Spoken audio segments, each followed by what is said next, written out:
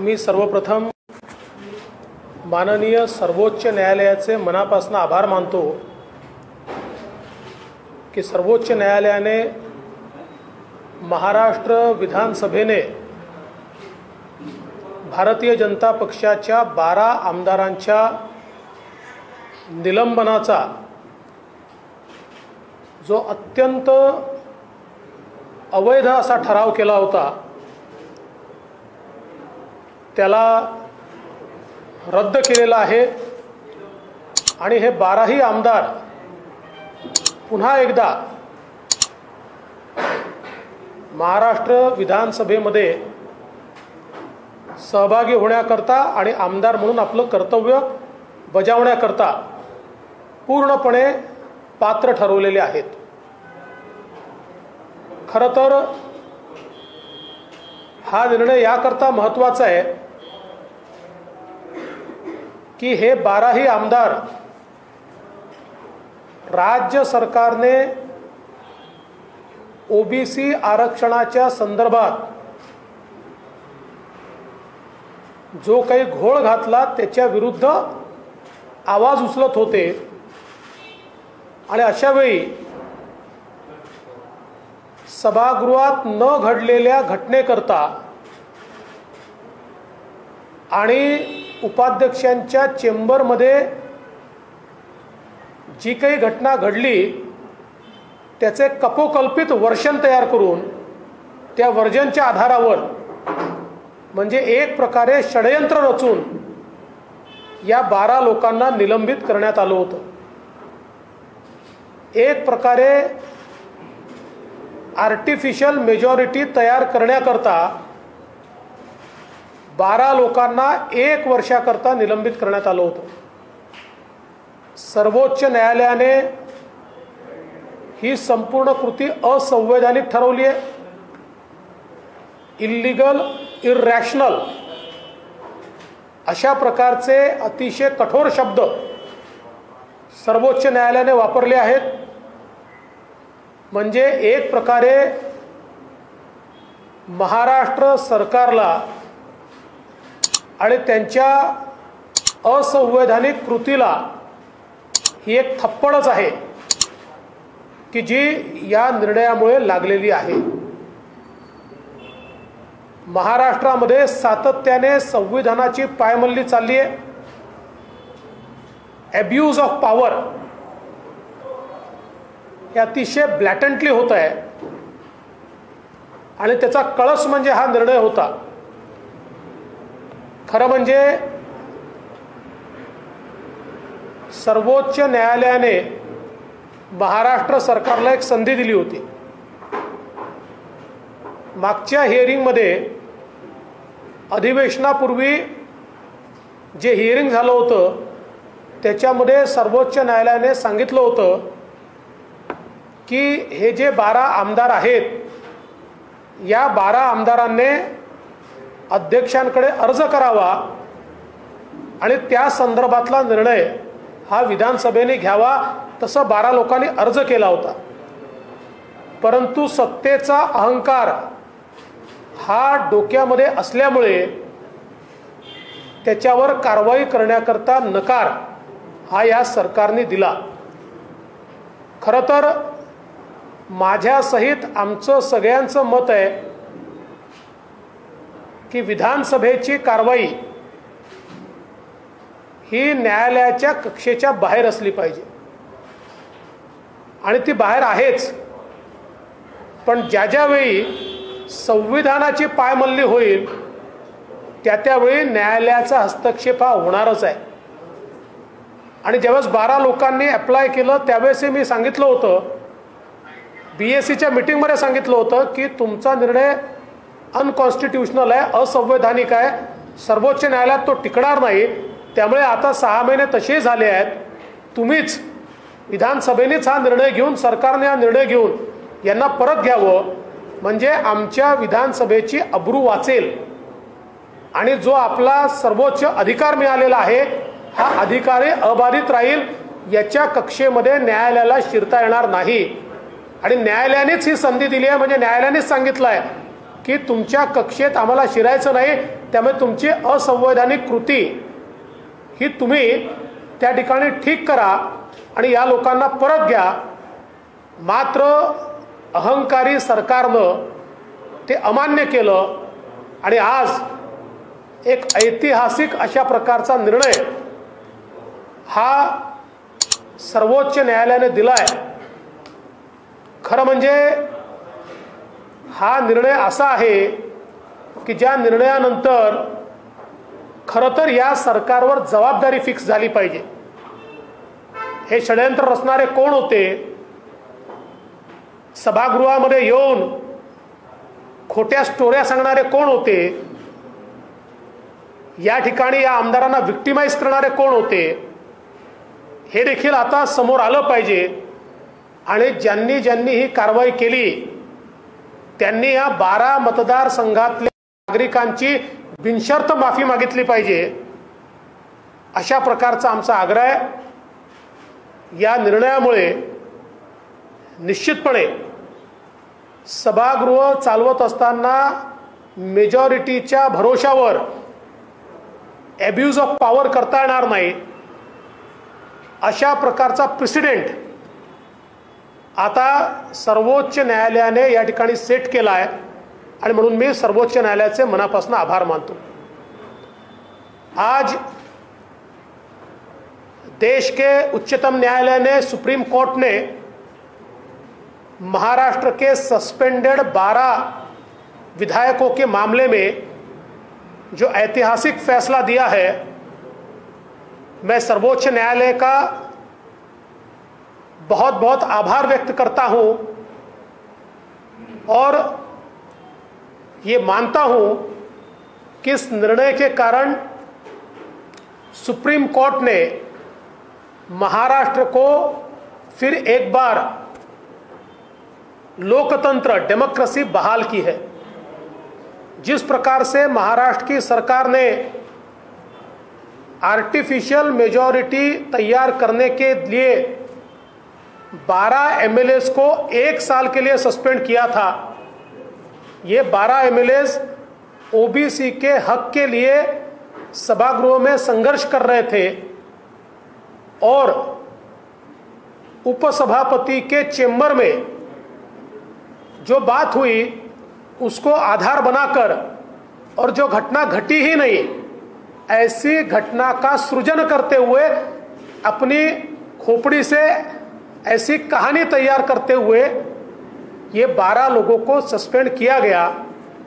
और आज उस सस्पेंशन को निरस्त करते हुए सुप्रीम कोर्ट ने बड़े ही कड़े शब्दों का इस्तेमाल किया है.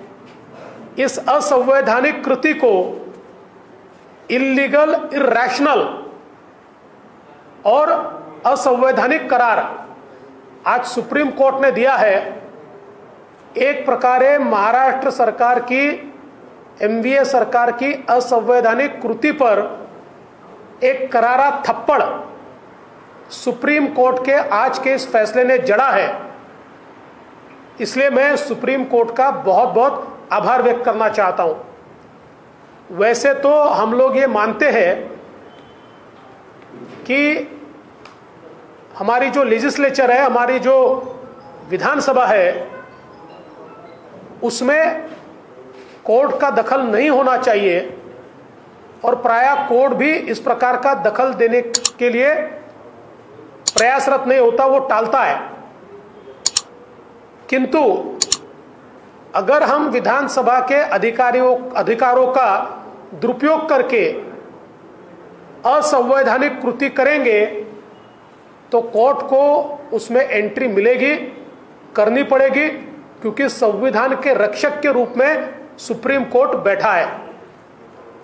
और सुप्रीम कोर्ट ने एक अवसर हमारी विधानसभा को दिया था जब पिछले हियरिंग में उन्होंने इन 12 एमएलएस को यह कहा था कि आप विधानसभा को एक एप्लीकेशन दीजिए, एक अर्जी दीजिए और विधानसभा उस पर विचार कर सकती है. तो सुप्रीम कोर्ट भी ये चाहता था कि विधानसभा ही और सरकार अपनी इस असंवैधानिक कृति को ठीक करे ताकि कोर्ट को उसमें दखलंदाजी न करनी पड़े। किंतु ये सरकार इतनी अहंकारी है कि इस अहंकारी सरकार ने ये सारी चीजें करने से मना किया और अपने निर्णय को कायम रखा। इसलिए आज सुप्रीम कोर्ट को इस प्रकार का फैसला करना पड़ा है। हम ये मांग करते हैं, जिन लोगों ने ये षड्यंत्र रचकर हमारे 12 एमएलएस को बाहर रखा, अब उनका भी पर्दाफाश होना चाहिए और इन 12 एमएलएस को इलीगली, इरैशनली, अनकॉन्स्टिट्यूशनली बाहर रखने के लिए ये 12 एमएलएस की कॉन्स्टिट्यूएंसी की जनता की माफी ये एमवीए की सरकार ने मांगनी चाहिए। इस प्रकार की हमारी मांग है।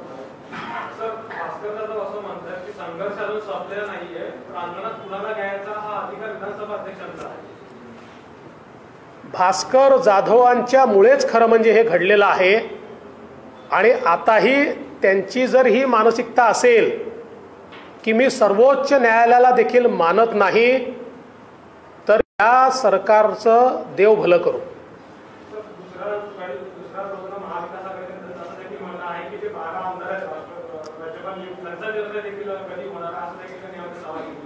त्याचा याच्याशी काय संबंध आहे?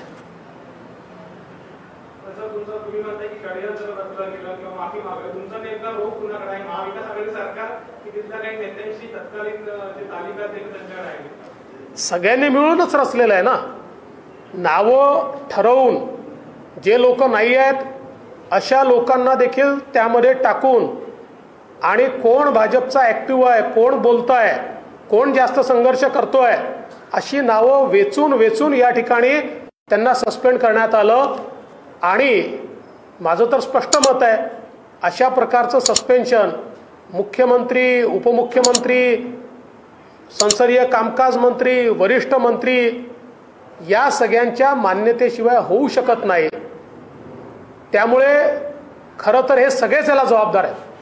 सर, क्या आप कोई जांच की मांग करते हैं जो एक षड्यंत्र करने का कहते हैं, और जिस तरीके से 12 विधायकों को निलंबित किया गया, बार-बार अर्जी दी गई कि इन विधायकों का निलंबन रद्द किया जाए? देखिए, अब विधानसभा की जांच तो कोई कर नहीं सकता है, ऐसा किसी का अधिकार भी नहीं है। मुझे इतना ही लगता है कि जिस प्रकार का थप्पड़ सरकार को पड़ा है, आगे में विधानसभा की कार्रवाई संविधान अनुरूप वो करेंगे और जो लोग संविधान को नहीं मानते ऐसे लोगों को स्पीकर की चेयर पर नहीं बैठने देंगे। महाविकास आघाडी सरकारने सुपर मार्केटमध्ये दारूबंदीचा निर्णय घेतलाय, भाजप आता आक्रमक झाले, त्याबद्दल तुम्ही काय? मला तर पहिला प्रश्न हा विचारायचा आहे की कोणाच्या हिताकरता अशा प्रकारचा निर्णय घेण्यात आला। याचं कारण असं आहे की काही लोक गोंडसपणे शेतकऱ्यांचं नाव पुढे करतायत। हा शेतकऱ्यांकरता घेतलेला निर्णय नाही आहे। काही लोकांनी नव्याने दारूच्या कंपन्या किंवा एजन्स्या घेतलेल्या आहेत, कोण आहेत ते तुम्ही शोधा, आणि अशा लोकांच्या भल्याकरता हा निर्णय घेण्यात आलेला आहे। आणि एवढंच नाही तर वाईन तयार करणाऱ्या एका फार मोठ्या उद्योजकासोबत नेमकी कोणाची बैठक झाली आणि ती कुठे नेमकी झाली, विदेशात झाली का, अशा प्रकारचा प्रश्नही आम्हाला विचारायचा आहे। आणि म्हणून हे काही साधा घेतलेला निर्णय नाही आहे, याच्या मागे फार मोठं अर्थकारण आहे, अर्थपूर्ण पद्धतीने घेतलेला निर्णय आहे। आणि महाराष्ट्राला मध्य राष्ट्र बनवण्याचं हे जे काही स्वप्न या सरकारचं दिसतंय त्याचा आम्ही निषेध करतो।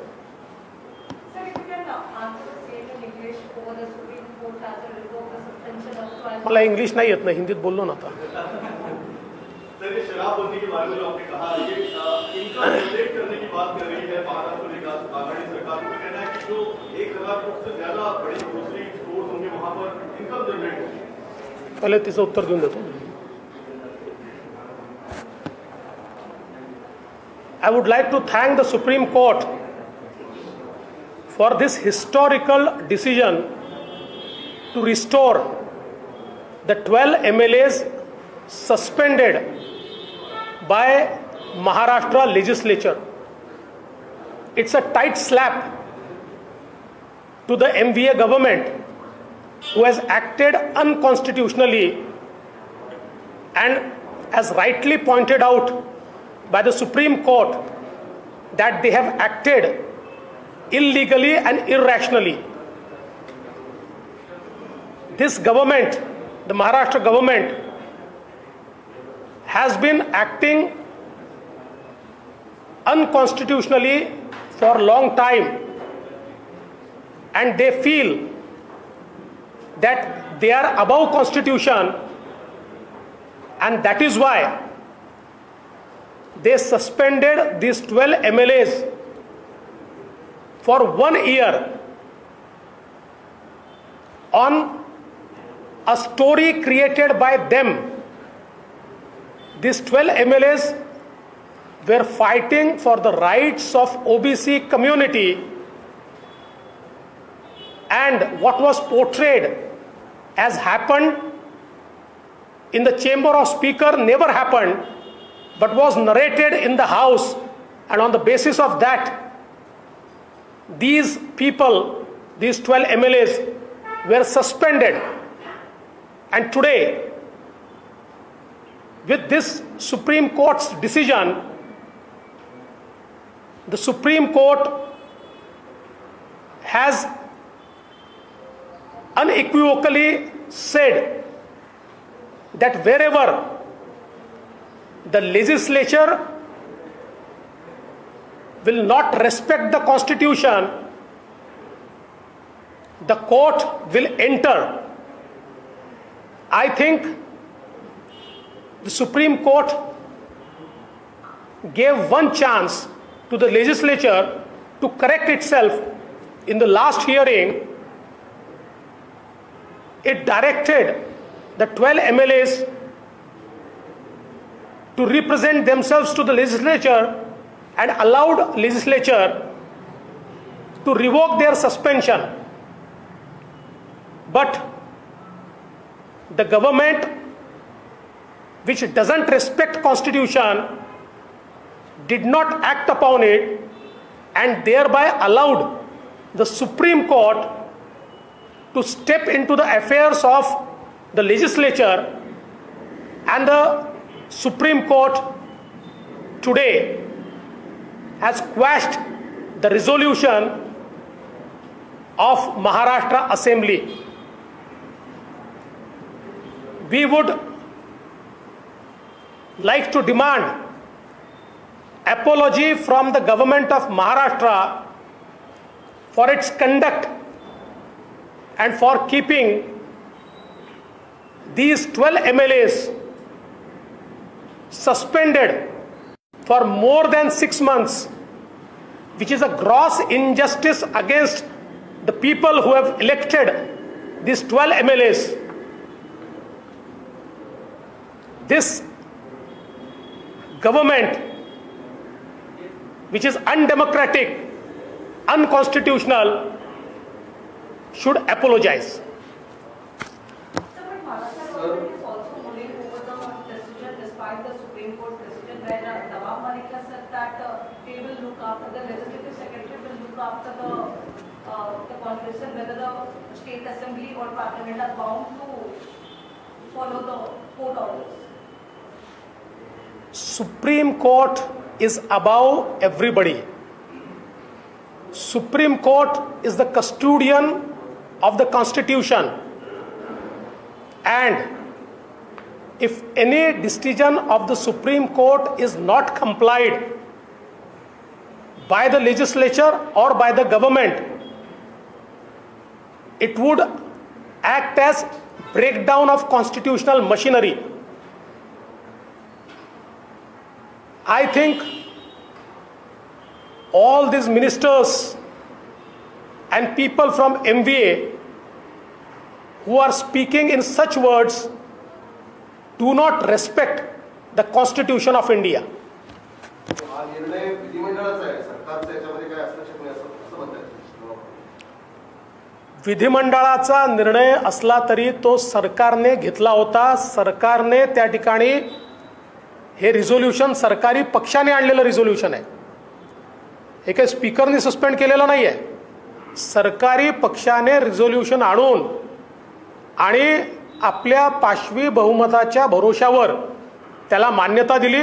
म्हणूनच मी सांगितलं की याच्यामध्ये मुख्यमंत्री, उपमुख्यमंत्री, संसदीय कार्यमंत्री, ज्येष्ठ मंत्री आणि काही सभागृहाच्या बाहेर असलेले लोक देखील सामील आहेत. सर, दुसरा एक निर्णय होता की जो निर्णय महाराष्ट्र सरकारने वाईन विक्रीच्या संदर्भात घेतलेला आहे तसाच निर्णय मध्य प्रदेश सरकारने घेतलेला. मी मध्य प्रदेशात राहत नाही, मी महाराष्ट्रात राहतो. महाराष्ट्रामध्ये 8 वर्षापूर्वी हा निर्णय घेण्याचा प्रयत्न झाला होता.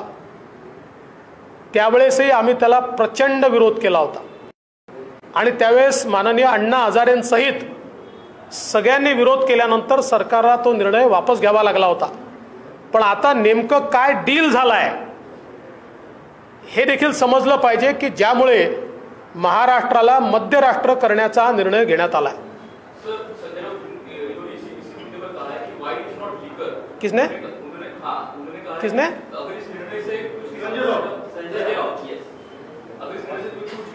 देखिए, न हम लिकर पीते हैं न वाइन पीते हैं, इसलिए ये ऐसी जो बातें हैं इसके बारे में तो मुझे पता नहीं है. पर मैं इतना ही कहना चाहता हूँ कि इस प्रकार की दलील देने की जगह ऐसी चीज़ों से ये सरकार बाज आए कि जिसके कारण महाराष्ट्र ये मध्य राष्ट्र बन रहा है. और हमारा सीधा कहना है, पहले ये बताइए कि आपने क्या डील की है. ये डील के बिना नहीं हुआ है, क्योंकि 8 से 9 साल पहले इसी प्रकार का निर्णय सरकार ने लेने का प्रयास किया था. हम अपोजिशन में थे, हमने बहुत उसका विरोध किया, पूरे महाराष्ट्र ने विरोध किया, माननीय अण्णा हजारे जी ने विरोध किया. उसके बाद इस निर्णय को वापस लिया गया था. अब फिर एक बार यह निर्णय लिया जा रहा है, तो संजय राउत जी प्रवक्ता है ना, वो बताए क्या डील है. आता भाजपची भूमिका काय